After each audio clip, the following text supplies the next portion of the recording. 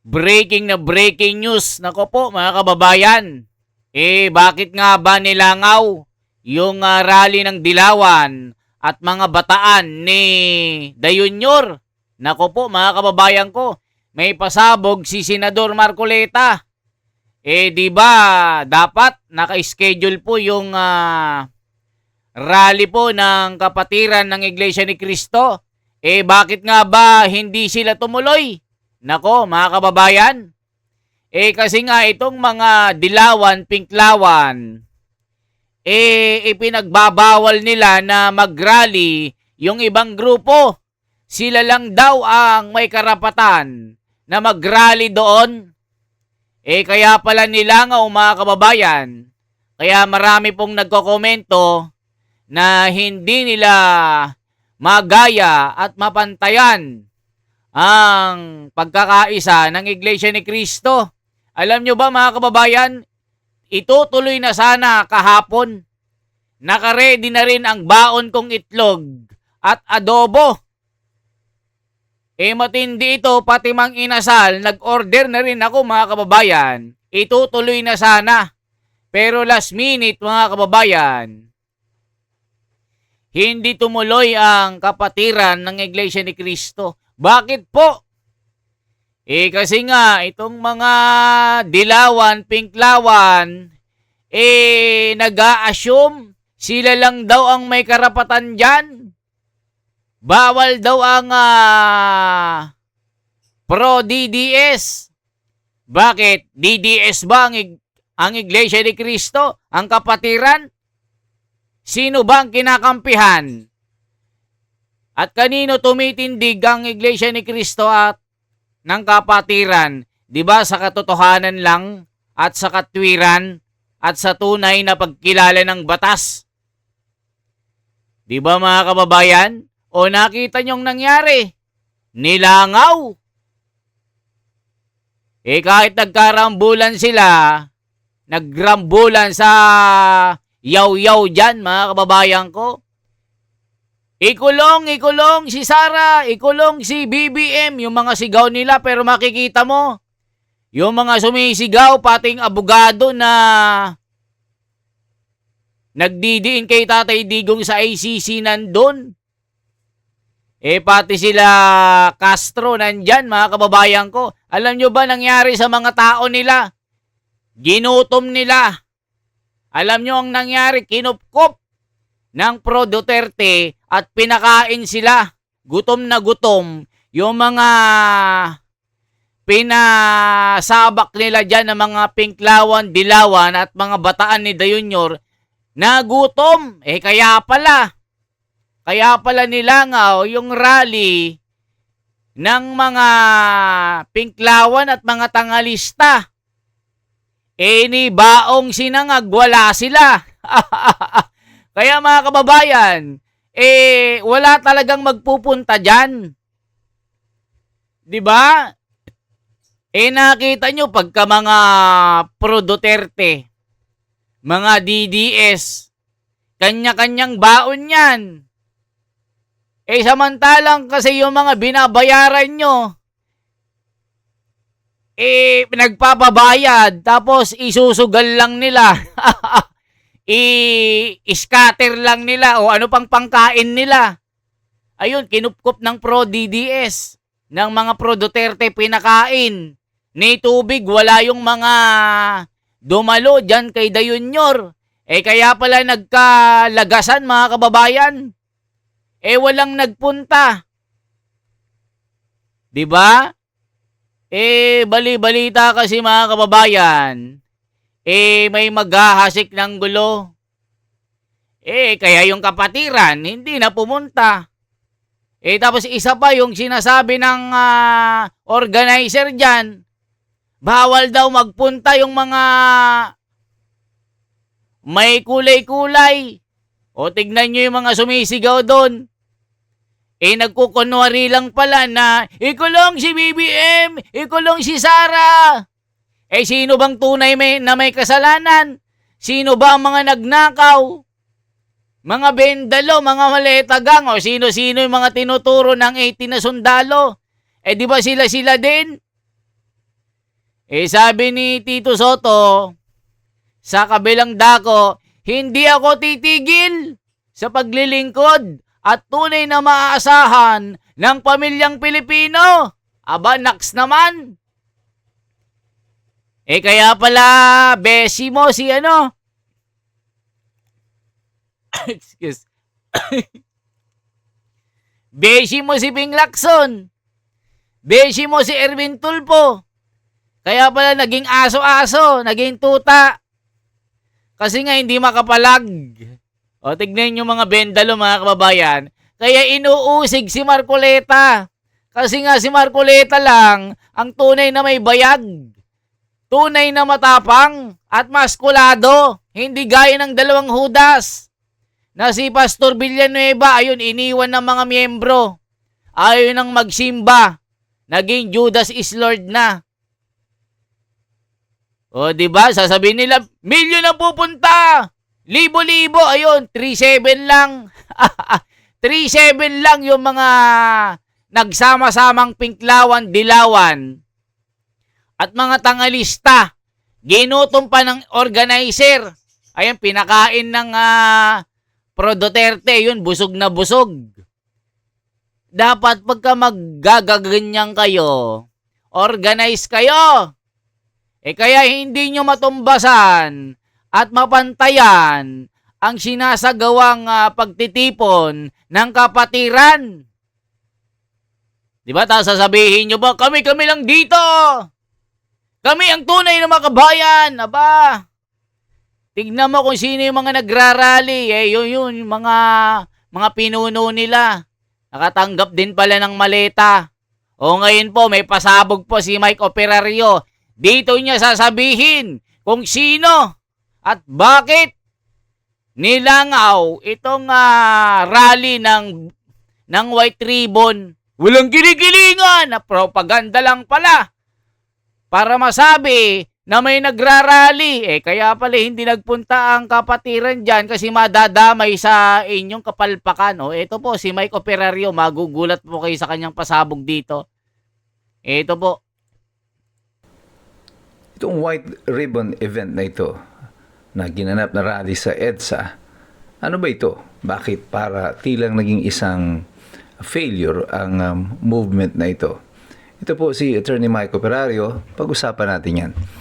Alam niyo, nung lumabas itong mga bali-balita na ito tungkol dito sa White Ribbon event na ito, tinignan ko kung sino yung mga supposedly magsisisali dito at mag-organisa nito. Hindi ako naging excited dito. Actually, hindi ko to na-share, hindi ako nagkomento tungkol dito. Kasi alam ko na that this will be another failure insofar as advancing yung paglaban sa corruption is concerned. But it will be a success insofar as protecting the interests of this administration is concerned. Bakit natin sinabi yan? Well, tingnan niyo po. Diba? Nakita nyo? Yung rally po is to protect the interest ng administration. Diba? Sabi ko sa inyo, sabi din ng komento, it's a propaganda. Ito ay paimbabaw para masabi na lumalaban sila sa korupsyon. Nakita nyo yung mga nagrarally, mga hawak na mga nasa kongreso ngayon. Nakita nyo, hawak yan ni Jerbil Luistro, hawak ni Percy Sendanya, hawak ni De Lima, hawak nila Abante. Sino maniniwala sa rallying ito? Kaya pala hindi pa umabot ng 5,000. Naging 3,700 ang bilang. Kala ko ba, milyon-milyon kayo? Yung pala, yaw-yaw lang pala yung rally nyo. Kaya pala, kukunti na nga lang kayo, ginutom nyo pa yung mga tao na nagpunta dyan. Nako po mga kababayan ko, nakakahiya ito. Yung pala yun ang dahilan is to protect the interest ng administration. Ano ba itong White Ribbon event na ginawa sa EDSA? Bakit nilangaw? It's a failure. Nako po mga kababayan, kaya hindi excited. Di nga rin ako excited kahapon. Kasi yung mga magrarally, hindi naman totoo na anti-corruption sila. Wala kaming kulay. Wala kaming babanggiting pangalan. Kaya pala, kung talagang totoo na kayo ay lumalaban sa korupsyon, banggitin nyo yung mga pangalan dyan. Lumalabas tuloy na paimbabaw kayo. Nako po. Yung pattern. Ayan mga kababayan ko. Yari sila kay Mike Operario. Magaling na abogado ito. Sinopla ang mga dilawan, bangagan at tangalista dito. Ayan kasi, di ba akala ba naman pagka nagbabalita sila kala mo maraming pupunta. Kasi nga mga kababayan, hindi naman talaga sila tunay na makabayan, sila lang. Tignan nyo mga kababayan ko, pasabog po ito. Itong White Ribbon event na ito, na ginanap na rally sa EDSA, ano ba ito? Bakit para tilang naging isang failure ang movement na ito? Ito po si Attorney Mike Operario, pag-usapan natin yan. Alam niyo, nung lumabas itong mga bali-balita na ito tungkol dito sa White Ribbon event na ito, tinignan ko kung sino yung mga supposedly magsisisali dito at mag-organisa nito. Hindi ako naging excited dito. Actually, hindi ko to na-share, hindi ako nagkomento tungkol dito. Kasi alam ko na that this will be another failure insofar as advancing yung paglaban sa corruption is concerned. But it will be a success insofar as protecting the interests of this administration is concerned. Bakit natin sinabi yan? Well, tingnan niyo po yung pattern. As early as this year, noong mga Pebrero pa lang, marami ng pinaplanong mga rally laban sa administrasyon ni Marcos, nag-organisa ng sarili nilang mga rally, ang pink, ang dilaw, ang mga pulahan, at ang simbahang Katoliko. Na apparently, ang naging purpose lang nito is to divide the people, para malito yung mga tao kung saan talaga sila pupunta doon sa mga rally. At bawat rally na inoorganisa ng Duterte Camp, sinasabayan ng mga rally nito ng dilaw, i-occupy nila yung EDSA to move away yung mga Dutertes. Kasi alam naman nila, hindi bibigyan ng permit yung mga Duterte supporters at sila ang bibigyan ng permit dito sa EDSA Shrine. Para bang na-appropriate na nila, na kanila na ito, yung EDSA Shrine na yan. At kagaya nga ng inaasahan ko, itong mga pangunahing mga figures na mula sa simbahan ay basically naging anti-Duterte rally lang ito. At yung sinisigaw nila ng kulong na yan, mga kurakot, walang silbi yan kasi hindi nyo naman pinapangalanan sino yung mga kurakot na sinasabi nyo. Ayan ang sinasabi natin mga kababayan. Kung tunay na sila ay anti-corruption, ba't hindi nyo banggitin yung mga pangalan ng mga dawit dito? Gaya dyan sa mga senador, yung dinadawit ng mga Marines dyan. Ang dami ng mga ebidensya, mga video, mga listahan. Kaya pala walang kainti-interes itong bagong chairman ng Blue Ribbon Committee. Kailangan daw ng bagong ebidensya. Pag wala, magkakalat lang at sisirain ang imahe ng Senado. Harapin na lang daw yung mga mas importanteng bagay na problema ng bansa. Yan ang sabi ng mga bendalo. Sabi ni Erwin Tuplok, hindi na daw niya ipapatawag yung mga Marines na ito kasi nga mga kababayan, siya rin ang itinuturo. Kita nyo. Isipin nyo, nung nagpalit ang liderato, wala na. Checkmate na. Kalimutan na lang. Kalimutan na lang natin ang Blue Ribbon Committee. Puro kayo Blue Ribbon Committee ng flood control. Nakita nyo po mga kababayan ko? Yung rally ng White Ribbon ba ito? Is to protect the interest of the Bendalo. Alaka. I've heard this before many times. Pebrero pa lang, rarally sila. yung mga dilaw, sigaw na sigaw, ikulong na yan, mga kurakot. Turns out later, na yung sa testimonya ng 18 Marines, kasama pala sila doon sa mga tumatanggap ng maleta. Pero sila yung mga kunyaring sigaw ng sigaw doon sa EDSA, sa Luneta, na ikulong na yan, mga kurakot. O sabi ko sa inyo, di ba? Mga bataan po ng mga nakakulimbat ng mga maleta. Isipin nyo, yung nagrarally, yung ICC na abogado na nag-akusa kay Tatay Digong ng crimes against humanity, nandun din, nagpoprotesta at nagrarally at nagsumisigaw ng kasama ng mga pare na ikulong ang mga kurakot. Ikulong daw si Duterte. Nandun din yung pangalan ni Marcos. Nga. Di ba mga kababayan, talagang ididikdik nila si Sara. Kunwari, babatikusin si BBM. Pero yung mga nagrarally, sila po, yung bumoto ng no to impeachment kay BBM, ala ka, kaya is to protect the interest of the Maleta Gang. Yan ang sabi ng mga komento. Dito nga po sa amin, sa hanay ng mga abogado, there was once a proposal sa amin dito sa Central Luzon to hold an indignation rally against corruption. I, as president of IBP Batanon, kasama ako doon sa pagpupulong, nagtanong ako, sinong irarally natin dyan? Sino si Kurakot? Sabi ko, unless may sasabihin tayong pangalan dyan sa rally na yan, huwag na tayong mag-rally. Because si corruption is not a person. It is an act. You cannot just rally against an act or isang krimen. You rally against a person. Yung tao dapat ang ating pinoprotesta.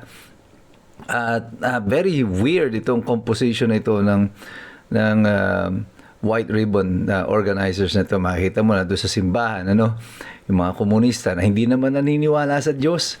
Pero nandun sa simbahan. At katabi niya doon, doon mga komunista, katabi niya mga dating mga sundalo, at yung mga pare, pansinin yung lahat doon, ano ang common denominator nila? Well, lahat sila anti-Duterte. Hindi ito... Nakita nyo po mga kababayan, ang talagang gusto nila tibagin ang mga Duterte. Yung rally nila mga kababayan na against si corruption is kind of propaganda lang. Nakita nyo, abogado na ito Pero parehas lang po nung sinasabi naming dalawa. Di ba mga kababayan, propaganda lang? Rally. Hanggat wala kayong binabanggit ng mga pangalan, hindi ako maniniwala sa inyo. Yung mga ikulong na yung mga kurakot, pangalanan nyo kung sino yung kurakot na sinasabi nyo. Wala naman kayo sinasabi. What is so disappointing here is as to the role of the Catholic Church in this movement na tila ba they have embraced this role. Ito na lang ang papel nila. I can't imagine that hindi nila alam that this is supporting the narrative of this current administration. Na mas maganda po para sa administrasyon na ito na nakikitang hati-hati ang mga Pilipino. Because if we are really going to be united, then we will have strength. So gusto ng administrasyon na ito na patuloy tayong hati-hating mga Pilipino. Kasi habang hati-hati tayo, madali tayong lokohin, madali tayong pagnakawan. And the church, by helping out in this division of the people, is doing us nothing. I have nothing against the Catholics. I was once a Catholic. But I think the Catholic Church as an organization is now failing the people. At marami na, tingin ko, marami kasing taga-suporta ni Rodrigo Duterte, ang mga Katoliko. Mas marami sila kahit sa ano pa mang mga denominasyon, even bigger than the Iglesia ni Cristo, kung in terms of supporter siguro ni President Digong is concerned, or ni Sara Duterte is concerned. So many people, I think, right now are lost, are disappointed with the church organization.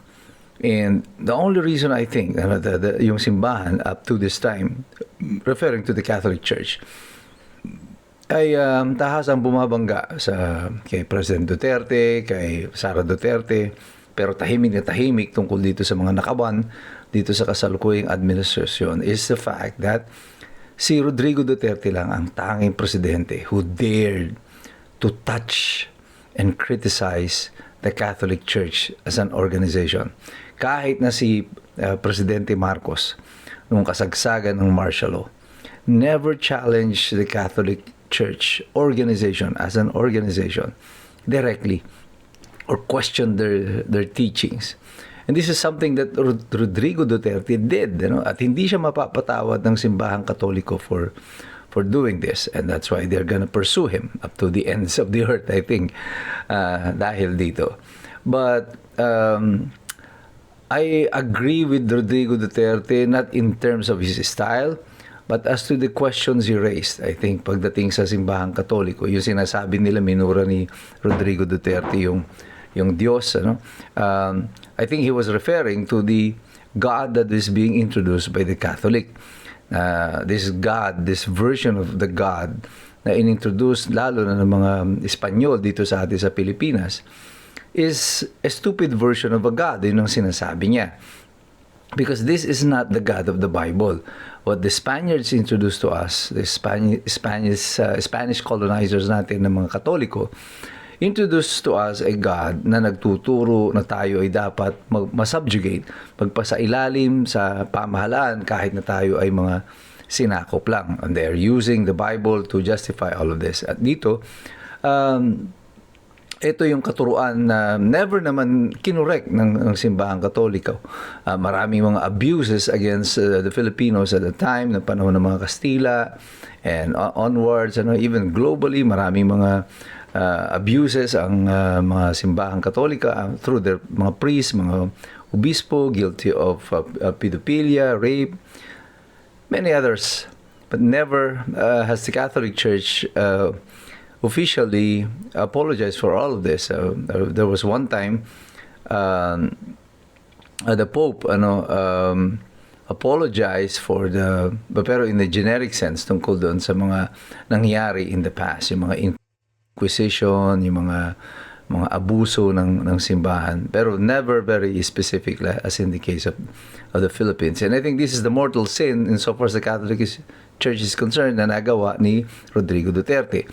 Ayan mga kababayan ko, hanggang ngayon po wala po tayong makitang solido na nagkakaisa. Wala pong hindi po sila iisa. Maliban po sa ginagawa ng kapatiran ng Iglesia ni Cristo, ito na lang ang katangi-tanging reliyon na nagkakaisa. At makikita mo, mga kababayan, yung seryoso na yung kanyang pananagutan sa lipunan. Mga kababayan, kasi ang Iglesia ni Cristo, isa ring nagbabayad ng buwis. Yung Iglesia Katolika, born again, hindi sila solido, mga kababayan. Isigaw natin, corruption. Ganon lang, mga kababayan, di ba? Kaya kung ang pag-uusapan ay solido na samahan at nagkakaisa sa katwiran at paninindigan, sa kapatiran na. Di ba? Itong kinakaniban po ni Caro Dante Marcoleta, na maski si Caro Dante Marcoleta ay isang may paninindigan, may bayag at tunay na lumalaban. Di ba? Kaya hindi nagpunta na ang kapatiran diyan kasi yung ginagawa nila, mga kababayan, yung organizer ng White Ribbon, paimbabaw. Di ba? Walang nangyayari. Igulong! Wala namang pinapangalanan. Di ba, mga kababayan ko? Tignan nyo kay Marcoleta, ganyan dapat. Ganyan dapat ang isigaw. Kung sino yung mga sangkot, pagkura-kurakot lang, hindi naman ako binanggit nung nagrarally, Tapos yung mga makikita nyo, nako po, hawak sa leeg yung mga nagrarally. Hawak na mga maleta, boys. Sinong maniniwala? Kaya nilanggam. Tapos, 3-7 na lang sila. Ginutom pa sila. Kaya yung mga nagutom na nagrally kahapon, tumakbo dito sa may pagkain sa Pro Duterte kasi doon, nag-uumapo na pagkain kasi kanya-kanyang baon doon. Walang bayad doon. Dito sa kabila, yung 3-7 na tao, 500 ng bayad. Yan ang sabi-sabi, Tapos pag in-interview mo, ba't ka nandito? Wala, hinila lang ako. May bayad kasing 150. Di ba mga kababayan? Ano masasabi nyo? Bakit bigong-bigo ang rally nila? Antayin nyo. Ang rally ng kapatiran. Pag meron, sasama tayo. Mga kababayan, ito ang tunay na paninindigan ng taong bayan. Ang tunay na boses ng maralitang Pilipino na nagtatanggol sa interes ng bayan. Parang Senador Marcoleta ang tunay na makabayan. Tunay na matapang. Lahat binabangga ang babangga, giba-giba. Diba mga kababayan ko? Shout out sa inyong lahat. Shout out sa mga kababayan natin, lalong-lalo na po kay Ma'am Mirna Aurora 4619. Kay JJ, nag-donate ito ng $1.99 at 320 yen kay Mirna Aurora. 3 beses po yan mga kababayan. Salamat Gaspar Beltran at sa mga kababayan natin sa Ireland, sa New York, sa Africa, sa Russia, sa Central America at Latin America. Napakarami nating mga kababayan dyan, mga OFW natin na tuloy-tuloy na nag-aabang ng mga pasabog natin. Ako po si The Wonders Philippines at pagbagki. At kung merong rally po ang kapatiran, kita-kita po tayo. For transparency, for better democracy. Magpa-picture po kayo sa akin, ha? Hindi po ako suplado, okay? Mabuhay po.